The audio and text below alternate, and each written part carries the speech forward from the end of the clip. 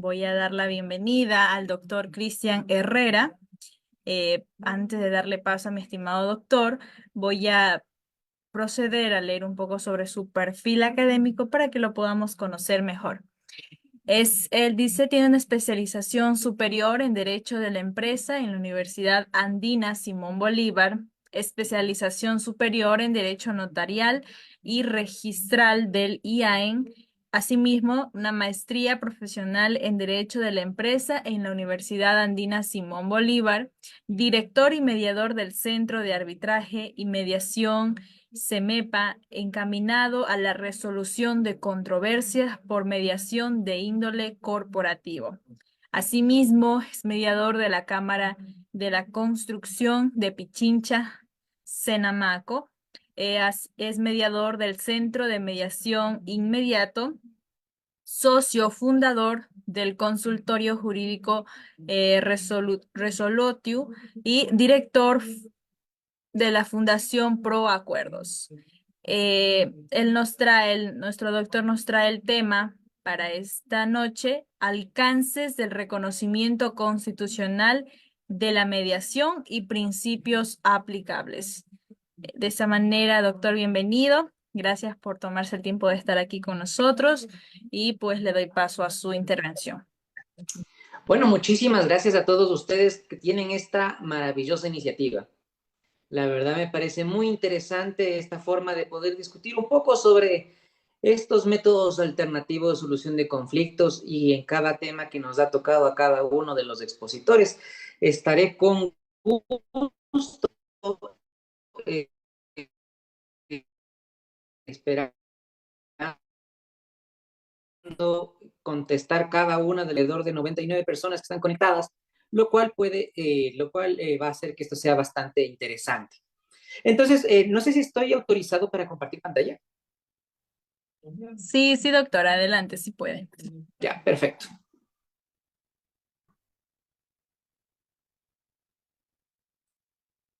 Listo. Perfecto. Entonces, espero que se esté en este momento revisando las diapositivas. Entonces, empezamos sin ningún inconveniente. Bueno, lo que yo he querido conversarles en esta pequeña reunión es con respecto a los alcances del reconocimiento constitucional de la mediación y principios aplicables.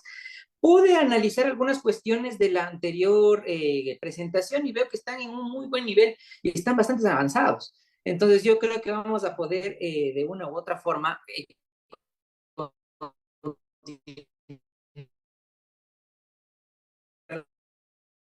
manera adecuada con todo esto. El hecho de que la Constitución de la República solo te habla de 2 veces de la mediación. Nada más. Hay 2 simples artículos que te dicen qué es la mediación o qué tiene que ver con la mediación. Pero eso no significa que eso no sea rico. Eso no significa que con esos solo 2 artículos podamos analizar un montón de cuestiones. En primer lugar, tenemos el artículo 190 que de una u otra forma yo lo que hago es dividirlo en algunas cosas porque vamos a ver que aunque parezca un simple artículo, vamos a revisar que tiene un montón de conceptos y un montón de cuestiones interesantes. En primer lugar, nos dice que el artículo 190 de la Constitución de la República nos dice, oye, se reconoce el arbitraje, la mediación y otros procedimientos alternativos para la solución de controversias. Desde ahí nos dice 2 cosas. La primera, nos dice, oye, otros procedimientos alternativos. Si es que hay algo alternativo, significa que hay algo oficial o algo principal. Entonces, lo que nos está diciendo la ley de la Constitución en ese momento es que, oye, lo principal para el Estado ecuatoriano va a ser las unidades jurisdiccionales, van a ser todos los procesos judiciales. Lo que vendríamos a hacer los procesos de arbitraje y mediación y los otros vamos a hacer una forma de ayuda a lo que vendría a ser la administración de justicia. Y una cuestión interesante que nos dice aquí también es el hecho de que nos dice, oye, se reconoce el arbitraje, la mediación y otros. Pero ¿cuáles son los otros? Bien, estábamos conversando con la otra ponente con respecto a la conciliación, por ejemplo, que entiendo que ustedes están en un nivel muy bueno porque ya pueden diferenciar entre mediación y conciliación. Generalmente la gente los confunde y no es lo mismo. La conciliación tú tienes ante una autoridad, tú tienes una conciliación, una etapa conciliatoria en lo que vendría a ser un proceso judicial ante un juez. Tú tienes una etapa de conciliación en un visto bueno porque tú estás ante un inspector del trabajo, ¿de acuerdo? Tenemos la transacción, que no es lo mismo que la mediación. La transacción es un contrato establecido en el Código Civil que se puede hacer por escritura pública como no y sin ningún problema. Pero hay otros métodos, ¿no es cierto?, con los cuales nosotros podemos solucionar conflictos además de esos dos. Por ejemplo, los famosísimos dispute boards. Un dispute board es un mecanismo reconocido en el Ecuador, utilizado en el Ecuador, el cual consiste en que las partes nos sometemos, ¿no es cierto?, de una u otra forma, ya no a lo que diga un árbitro, ya no a la decisión que tomemos las partes ante la mediación, sino a un grupo especialista técnico con respecto a algo. ¿Cuándo ocurren esas cuestiones? Por ejemplo, en lo que vino a ser en lo que vino a ser perdón, lo que viene a ser el metro de Cuenca. En el metro de Cuenca, si ustedes revisan, establece que en el caso de controversias tienen que someterse a la decisión del Colegio de Ingenieros. ¿De acuerdo? Eso es posible, está establecido en la ley, no hay ningún problema.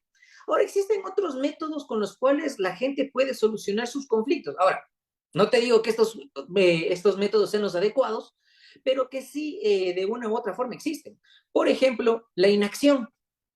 El decirte, oye, a mí me deben dinero, pero mejor no hago nada, o sea, todo pasa.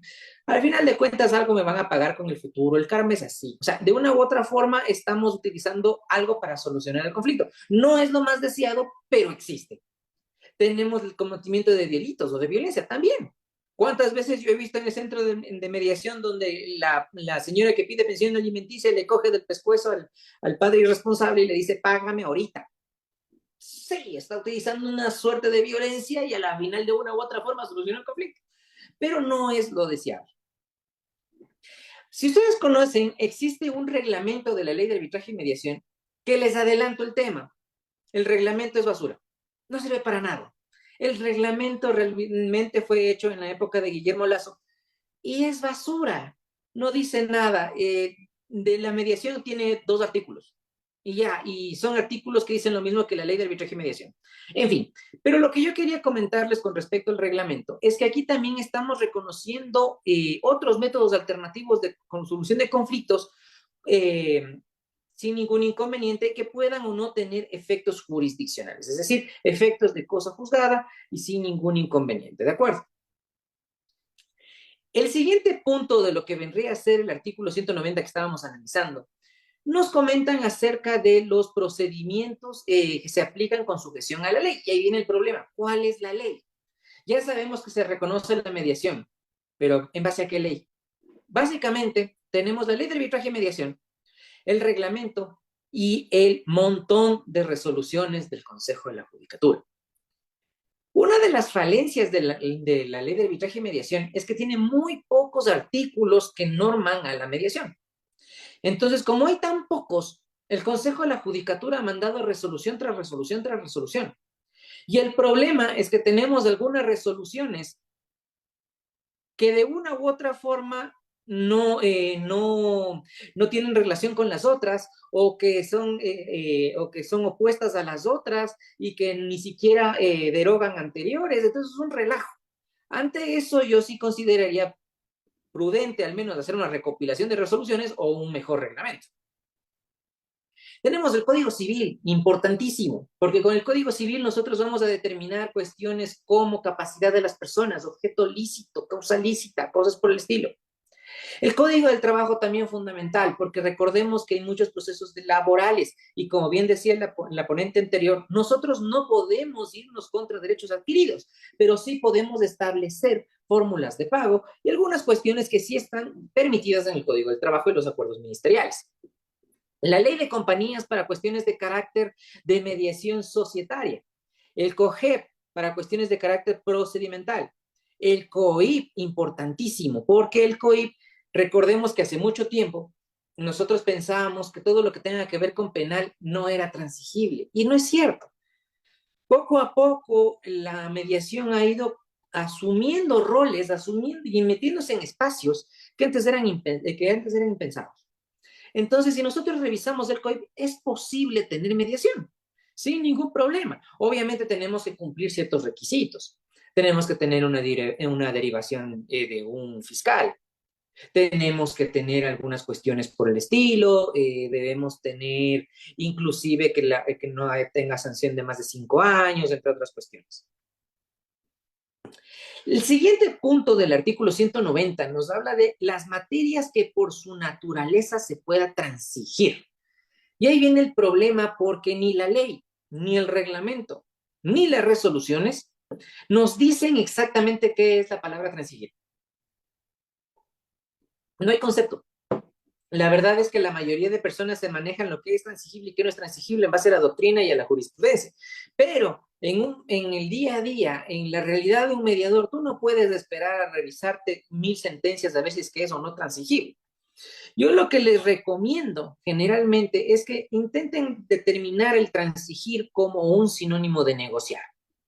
Y si es que no puedes tú saber qué puedes o no negociar, esto es un tip, no está en ninguna ley, ninguna cuestión. Tradúcele en dinero. Si tú lo puedes traducir en dinero, lo puedes negociar.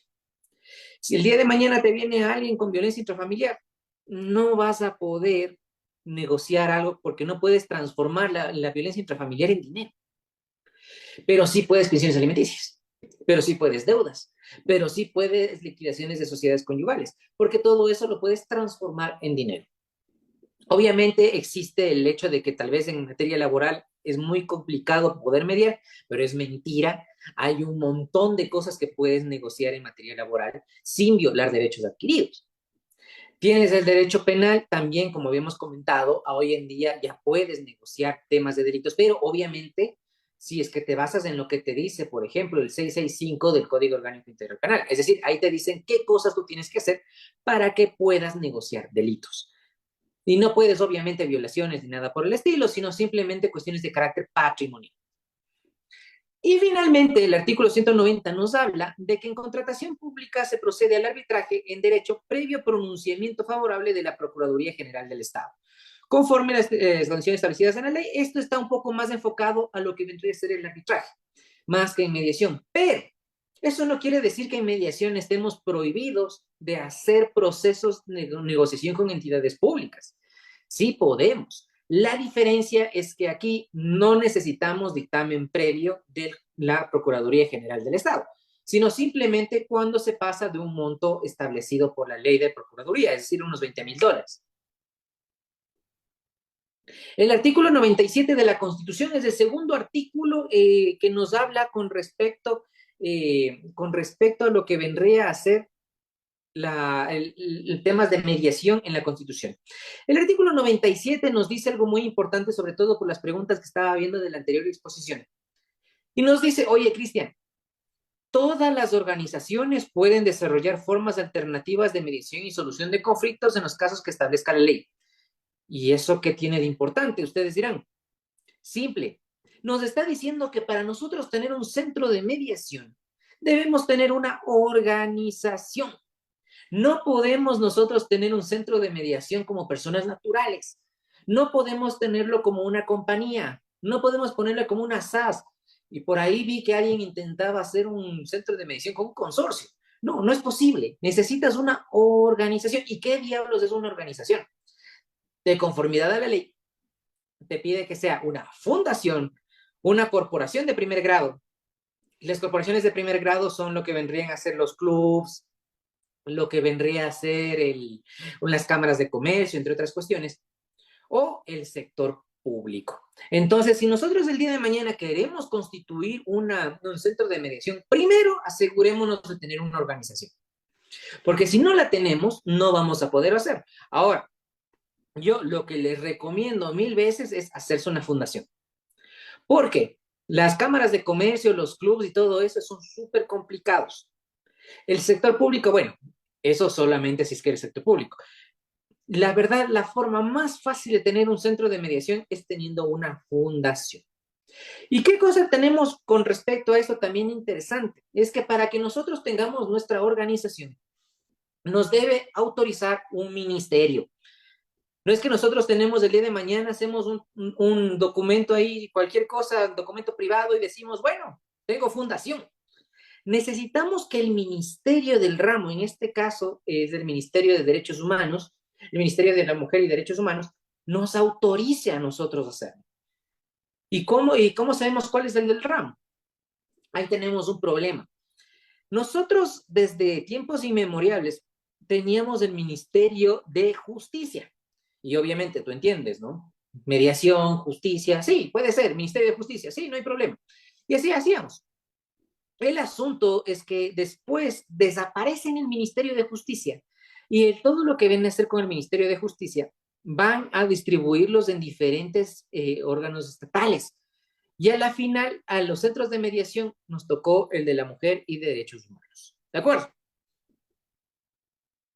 Ahora, que de una u otra forma, ¿no es cierto? La Constitución de la República solo nos dé dos normas que hablan de mediación. No significa que no podamos utilizar algunas cuestiones de carácter muy interesante, como por ejemplo las garantías del debido proceso. Es fundamental que nosotros apliquemos las garantías del debido proceso en una mediación y más como mediadores. Ahora, ¿cuál es el asunto? Como vimos desde la primera diapositiva, el Estado ecuatoriano piensa que la materia jurisdiccional es primero y nosotros somos accesorios. Entonces, las garantías del debido proceso están pensadas para hacerlo de manera que solo vean la materia jurisdiccional. Por eso, lo que yo les propongo es que las garantías del debido proceso lo veamos de una forma matizada.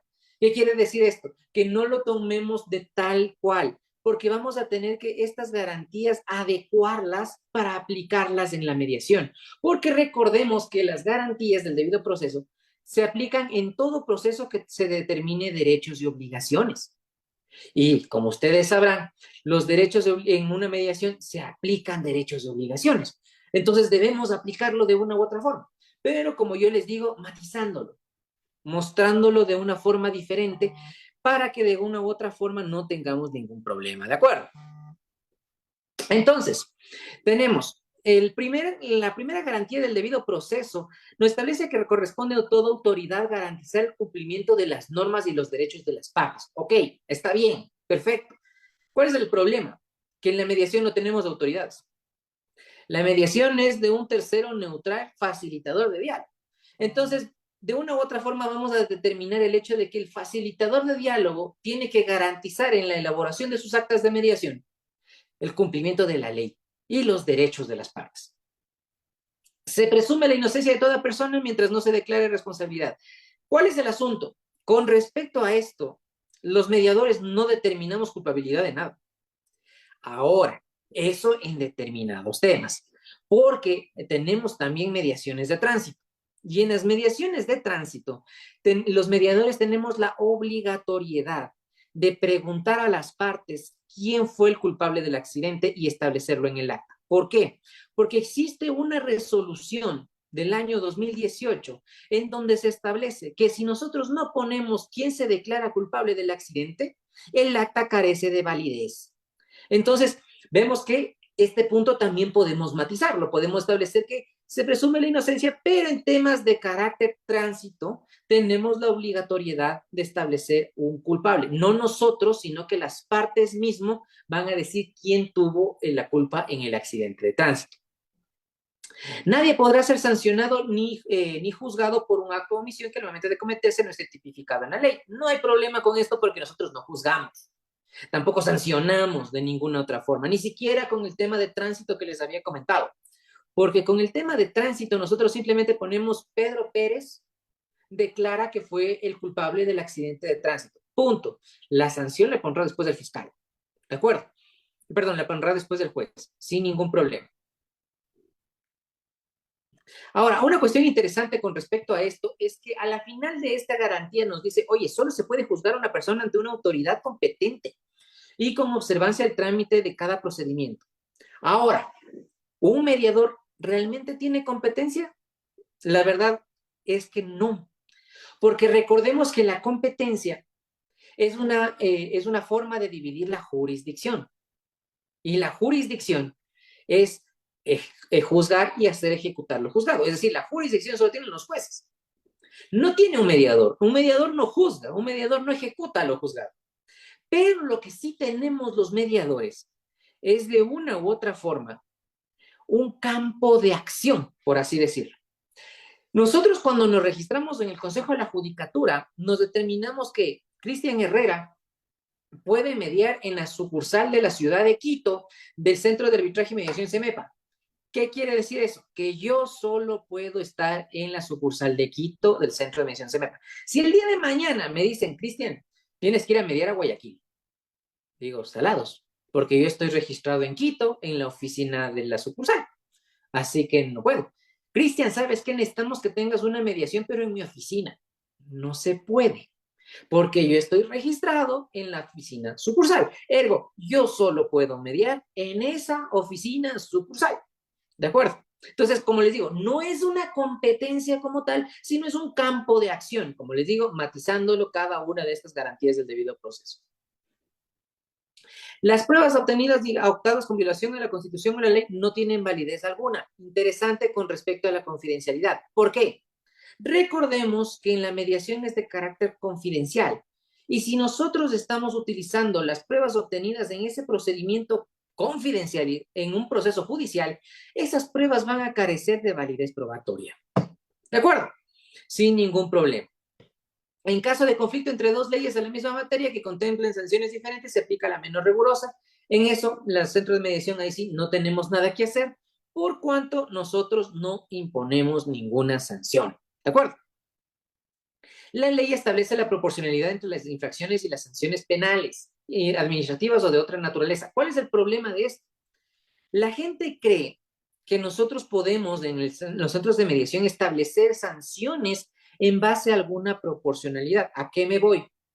Por ejemplo, tenemos mediaciones en el ámbito de la contratación pública, donde viene un contratista y la entidad pública que le contrató porque no le han podido pagar.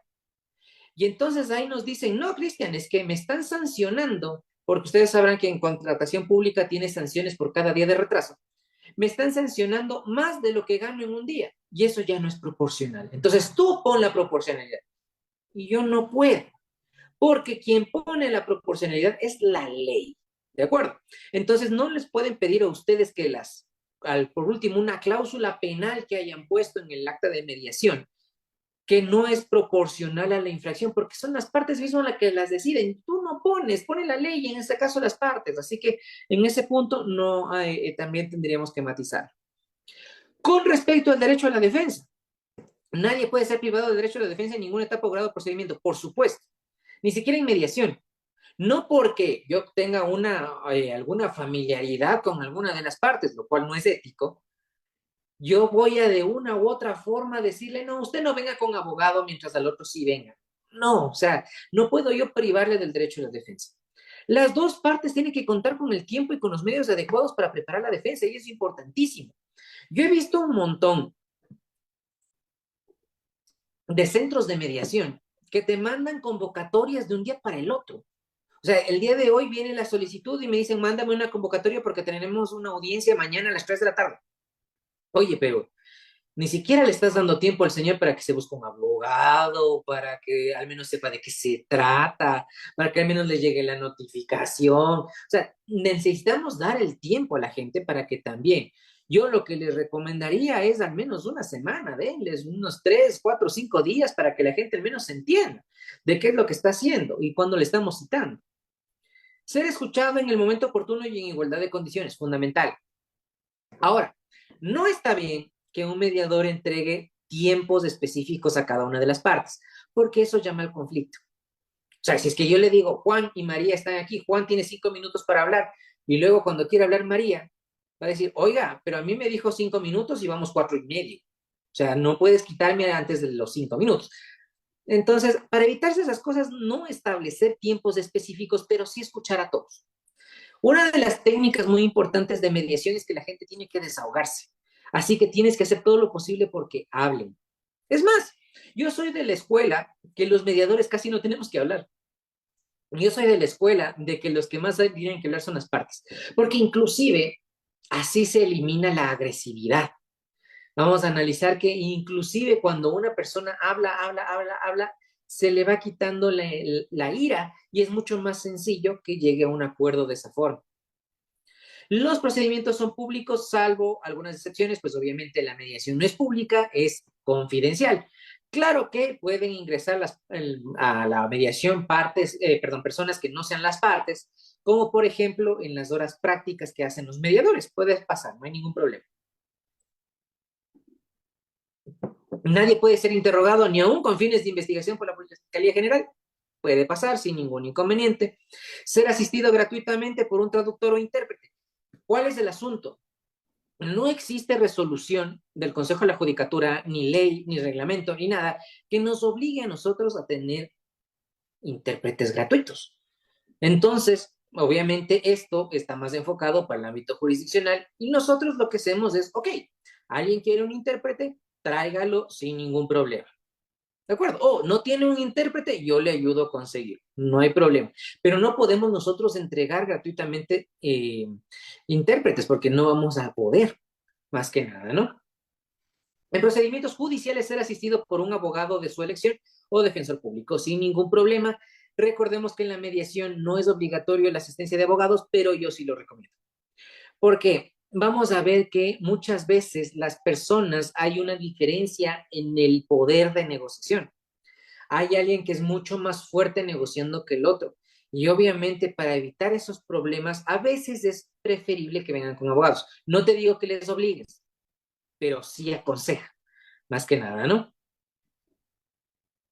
Presentar de forma verbal o escrita las razones o argumentos que se cree asistida. En este caso no, porque recordemos que vamos a ver más adelante lo que vendrían a ser los, los principios de la mediación.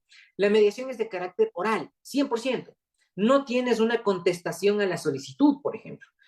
No tienes nada de esas cuestiones. Y la solicitud de mediación que hacen las partes es basura. Porque la ley nos dice simplemente que pongamos nombres, cédulas, dónde citar al otro y breve descripción de los hechos. Punto. Yo he tenido procedimientos de mediación donde la breve descripción de los hechos son 2 palabras. Por ejemplo, quiero hacer una mediación para liquidación conyugal, punto. Y no me dicen nada más. Así que ante eso sería bien difícil que alguien pueda contestar a eso, ¿de acuerdo? No se puede ser juzgado por una vez más por la misma cosa o materia, por cuanto esto implica el concepto del non bis in idem, por cuanto el hecho de que el acta de mediación tiene fuerza de sentencia ejecutoriada, ¿de acuerdo? Cuando hablamos de testigos o peritos, no son obligatorios para el centro de mediación, pero pueden ser útiles. El día de mañana, si tenemos una discusión por un tema que sea completamente técnico, ¿por qué no aconsejar a las partes tener un perito? Un perito del Consejo de la Judicatura, que en teoría también son imparciales, para que los mismos puedan de una u otra forma desarrollar esos temas. ¿De acuerdo? Entonces, con ese punto, pues tranquilamente podríamos aplicarlo, ¿no es cierto? Ser asistido por un juez independiente, imparcial y competente con respecto a la mediación. Sí somos independientes los mediadores, sí somos imparciales, pero no competentes, por lo que habíamos comentado hace poco. Más bien tenemos este campo de acción. Y al hablar de independencia es muy importante, porque como somos independientes, no existe ninguna entidad pública que nos pueda decir nada. ¿A qué voy? A mí me llegan a cada rato notificaciones de fiscalía, notificaciones del SRI, diciéndome, señor director del Centro de Arbitraje y Mediación CEMEPA, tiene 3 días para enviarme el expediente del proceso tal a esta fiscalía. Y yo lo que les respondo es, puedes irte al infierno. Yo no te voy a dar absolutamente nada porque yo soy independiente y me importa un rábano que seas el fiscal de lo que seas, pero yo no te voy a dar nada. Y lastimosamente los fiscales no me pueden hacer nada. Claro que ha habido un par de denuncias en el Consejo de la Judicatura por ese actuar mío, pero el Consejo de la Judicatura me ha dado la razón. Yo soy independiente, yo no le rindo versiones absolutamente a nadie. Entonces, de esa forma, ustedes deben tener en cuenta. Imparcial es más bien con respecto a las partes, porque el mediador no se va a ir ni al un lado ni al otro, ¿de acuerdo? Cuando hablamos de motivación, sí es verdad, cuando estamos acostumbrados a una sentencia, ¿no es cierto? y en la sentencia tienes un montón de motivación, inclusive tienes una sentencia de la Corte Constitucional que te dice cómo tienes que motivar y tanta cosa. Pero la verdad, las actas de mediación lo que requieren no es tanta motivación, porque recordemos que nacen de la voluntad de las partes. Entonces, si es que nacen de la voluntad de las partes, yo no puedo pedirle a las partes que motiven su perspectiva, o sea, es absurdo. Lo que sí está bien establecer en las actas de mediación es una cláusula de antecedentes, en donde estamos estableciendo el por qué existió el proceso. A veces es prudente también poner una cláusula pequeña con respecto a cuál es la normativa aplicable y, por último, poner los acuerdos. Esto tiene que ser muy sucinto por cuanto he visto actas de mediación de 17 páginas, donde las 16 primeras son normativa aplicable y la última son los acuerdos. No tiene sentido, no tienen el menor sentido. Lo que les aconsejo es un acta de mediación máximo unas 3, 4 páginas, hasta 5 es más que suficiente, sin ningún problema, redactado de manera adecuada para no permitir que esto no pueda ser aplicable. ¿De acuerdo? Y la última garantía, hablamos del recurrir al fallo o resolución en todos los procedimientos. Pero la mediación, tú no puedes recurrir a ella. Tú no puedes tener un proceso de apelación en la mediación. Con la mediación se acaba y punto. Claro, tienes el proceso, una acción de nulidad de actas de mediación, pero ese procedimiento ya está establecido por jurisprudencia, que es netamente por criterios de carácter técnico. Si es que presenta, qué sé yo, que no le citaste a una de las personas y por eso hiciste un acta de imposibilidad, por ejemplo. Pero no vamos a poder volver a discutir sobre lo mismo, ¿de acuerdo? Ahora, eso como respecto al reconocimiento constitucional de la mediación. Como vimos, desde que iniciamos, yo les había conversado el hecho de que la Constitución de la República solo tiene 2 artículos que te habla de la mediación. Y con esos 2 artículos nos hemos ido 30 minutos de diapositivas. Entonces, como vemos, si ciertamente son solo 2 artículos, pero son bastante amplios y nos permiten conversar un poco más.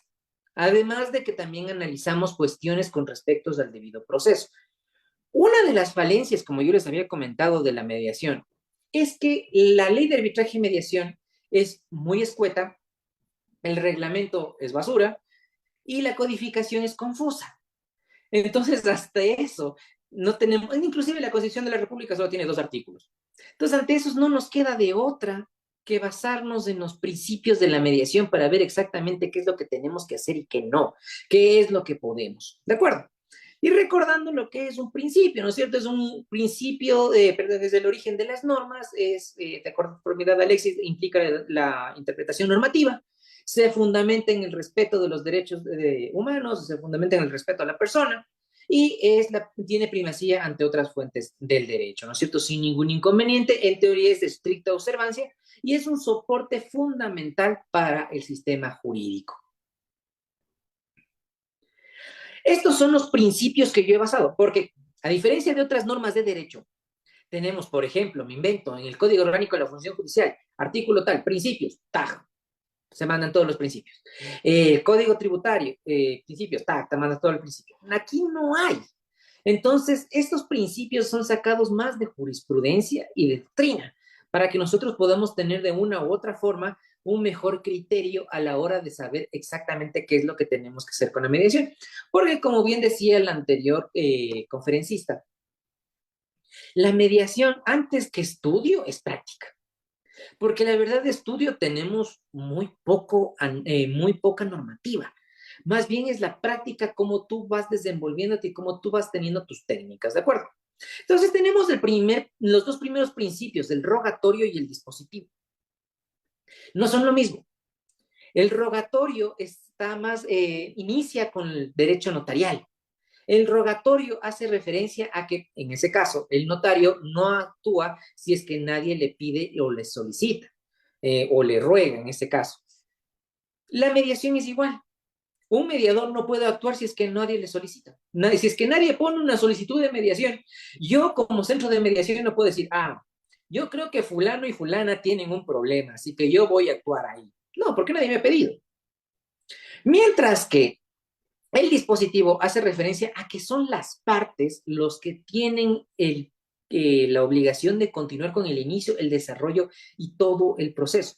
Yo no puedo, por ejemplo, además de que es voluntaria la mediación, decir, bueno, si las partes quieren, vienen a las 3 de la tarde y si es que no vienen, yo ya pongo mi imposibilidad y cada uno se puede ir al demonio. O sea, no está bien. Lo que yo puedo ponerles es una fecha, ¿no es cierto?, para ir después coordinando entre las partes para ver cuándo pueden seguir con respecto a esto y que las partes me escriban y me digan, Cristian, ¿sabes qué? ¿Qué te parece si hacemos esto? O en un proceso de negociación que puede demorar mucho tiempo, decir, mira, Cristian, ¿qué te parece si nos reunimos entre todos en 2 semanas? Y no hay problema. Es decir, son las partes las que van a dar movimiento a la mediación. Y el rogatorio haciendo referencia a que el centro de mediación no puede iniciar ningún proceso sin solicitud de parte.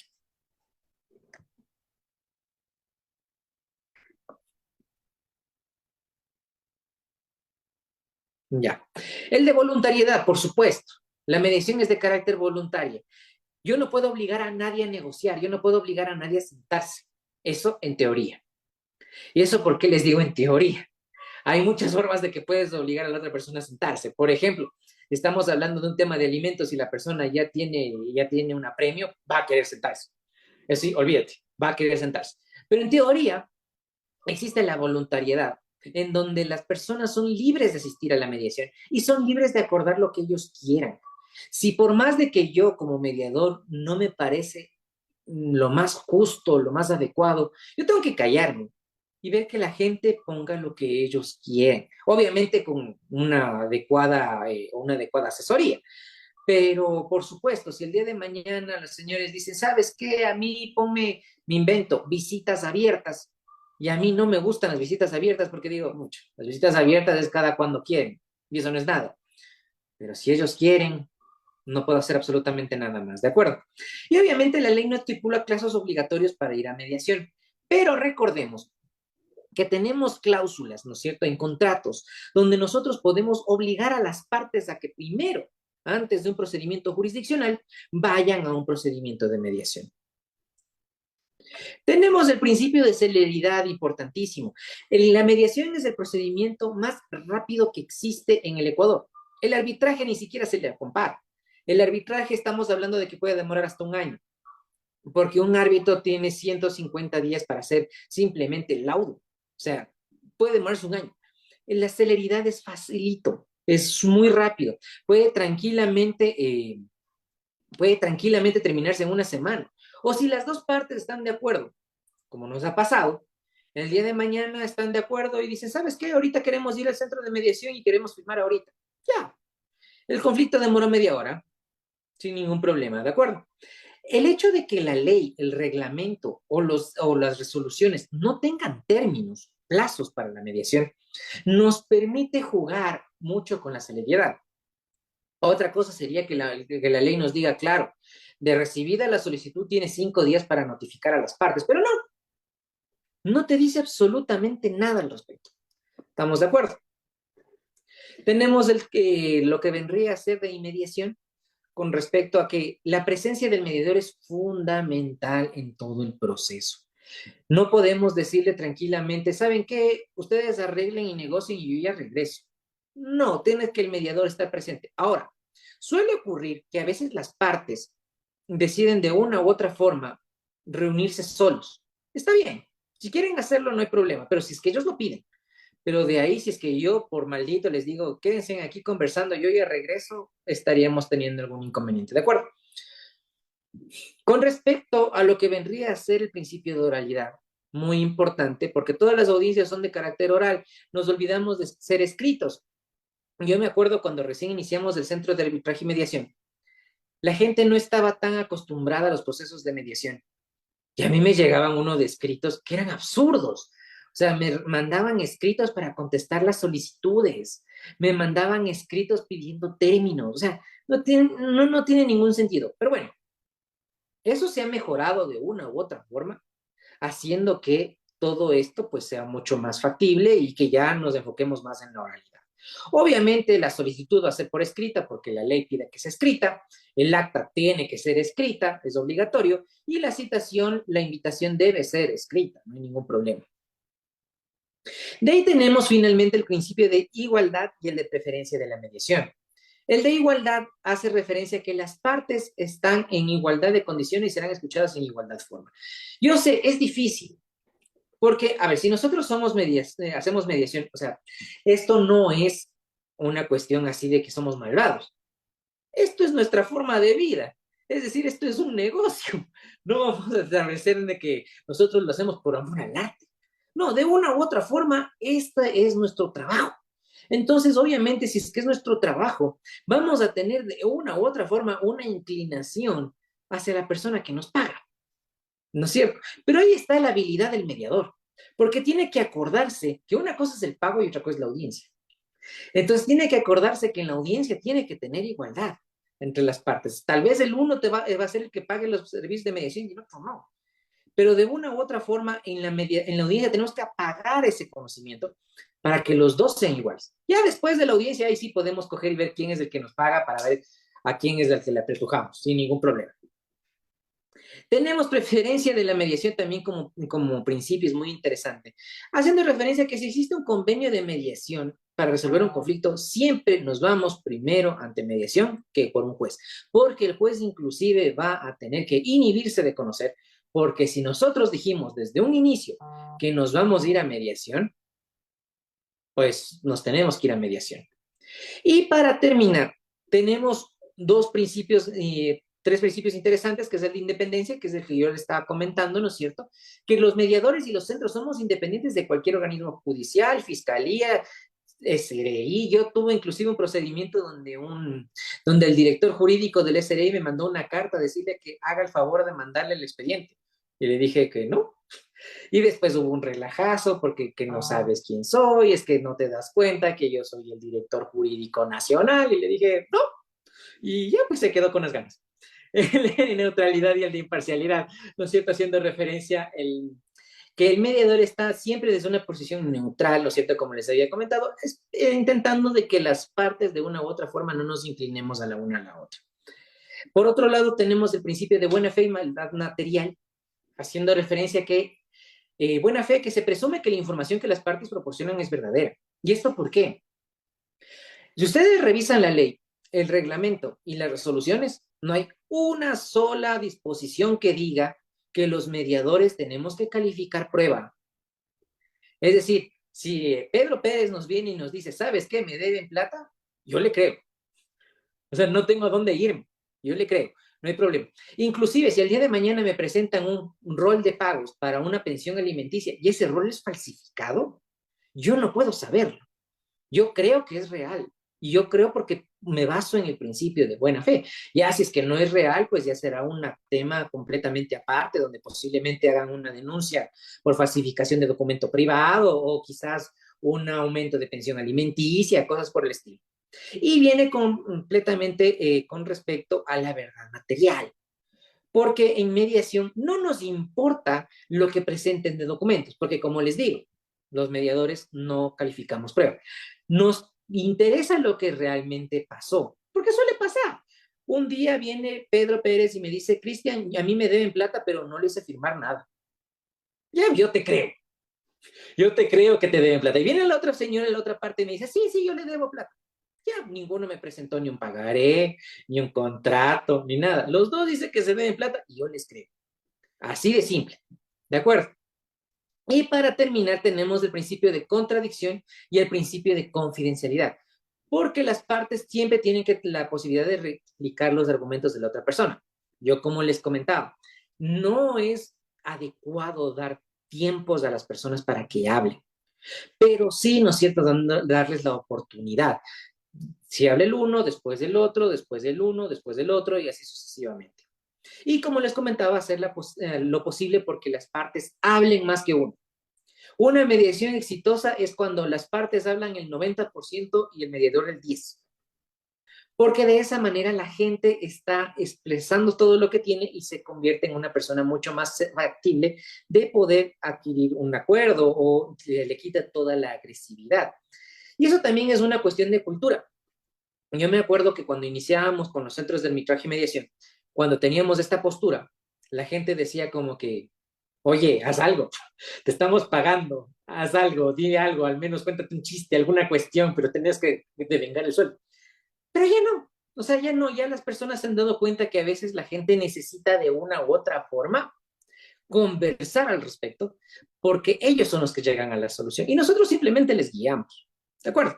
Y el de confidencialidad, haciendo referencia a que todo está con reserva, ¿no? Y cuestión interesante con la confidencialidad, y es que ciertamente el arbitraje y la mediación es confidencial, los dos, pero hay una diferencia.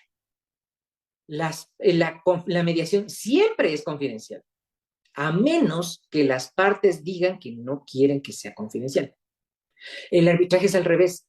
El arbitraje solamente es confidencial si es que las partes dicen que sea confidencial. ¿De acuerdo?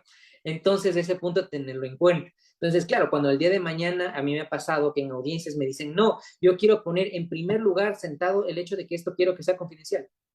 Sí, siempre es confidencial, a menos de que ustedes lo renuncien expresamente. Mientras que en el arbitraje nos pasa al revés. La gente nos dice, oye, pero ¿por qué están revelando esto si era confidencial? Nunca me dijeron que era confidencial. De esa manera se manejan ambos mecanismos alternativos de solución de controversias. Y ahora sí, para terminar, tenemos el non bis in idem, que es el más sencillo, haciendo referencia a que el acta de mediación tiene carácter de sentencia ejecutorial y cosa juzgada, y por ende no cabe ningún recurso alguno. Y obviamente ningún juez, árbitro, juez de paz, lo que ustedes quieran, puede volver a hablar de lo que se habló ya en una mediación, salvo algunas excepciones. ¿Y cuáles son esas excepciones? Alimentos. El día de mañana nosotros ponemos un alimento, me invento, $150 de pensión, y descubrimos después que el padre tiene una mejor posibilidad económica. Al tener una mejor posibilidad económica, pues vamos a subir la pensión alimenticia, pero eso simplemente es la única excepción. Eso, chicos, quería comentarles al respecto de lo que vendría a ser todo este alcance constitucional de lo que vendría a ser la mediación y adicionalmente establecer los principios con los cuales nos manejamos.